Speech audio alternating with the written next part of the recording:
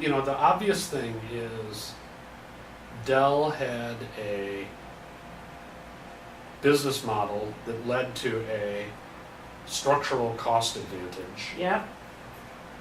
that was mathematically significant. Yeah. Yeah. 10% or so in a Yeah. commodity business is, Huge.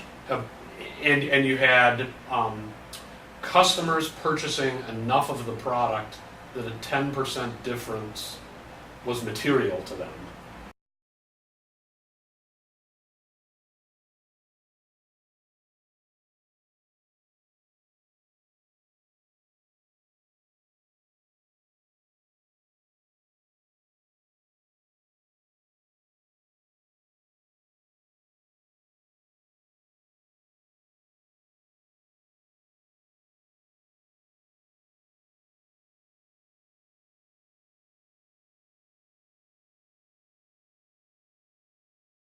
The culture you build to be superb at executing on a long-term, maybe decades-long advantage Yeah.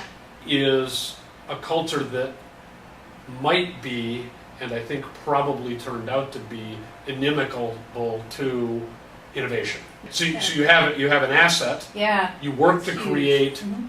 tens of thousands of people who are good at executing on that advantage, Yeah. and then that advantage turns out to be diluted or disappear completely. Right. Dell built a culture that was super useful for taking advantage of its structural cost position, Yep.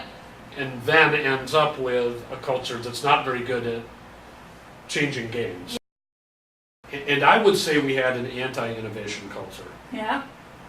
The adoption of the belief in execution as the core took on a quasi-religious character Yep. such that anything that didn't look like that was viewed with suspicion.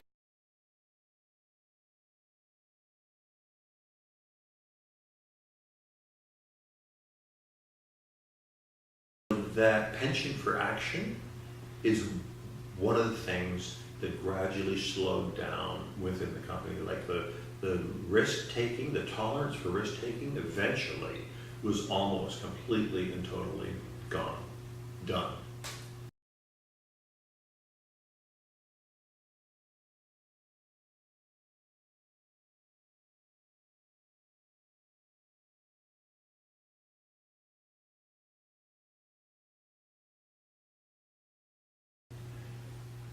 Consultants, ex-McKinsey, ex-Bain, and such and such, like, was always populated.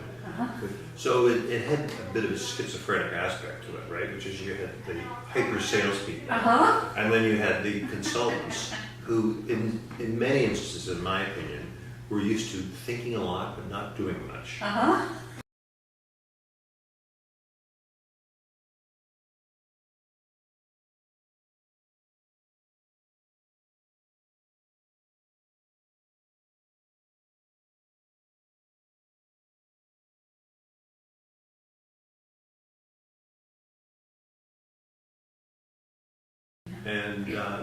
And essentially saying, well, no, you'll have to prove to me that this will be a success. And you'd have to say to them, well, that's not the way that we've done anything. We've got to put our toe in the water. We've got to test. There's a calculated risk involved in everything, and you've got to start with that.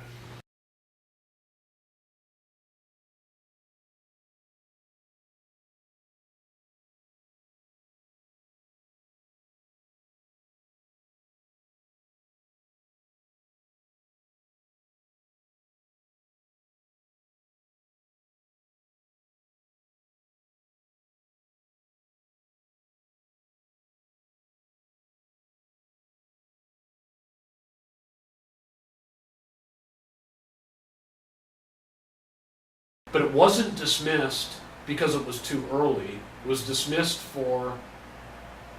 largely for the reason that it wouldn't materially add to the stock price. And I remember there was a number like, we had a calculation that in a 3-year time frame, it could be a $1 billion business. and that was obviously just not worth bothering. Uh-huh, right, because. Right? We were Now, I whatever think if at you had time, the 23. conversation Yeah. 3 years later, Yeah. it would have been the conversation about, oh, this might be a $5 billion business, but it's actually going to cost us real money Yeah. to go do it. Yeah, And now we can't have the conversation because we're struggling to have flat earnings.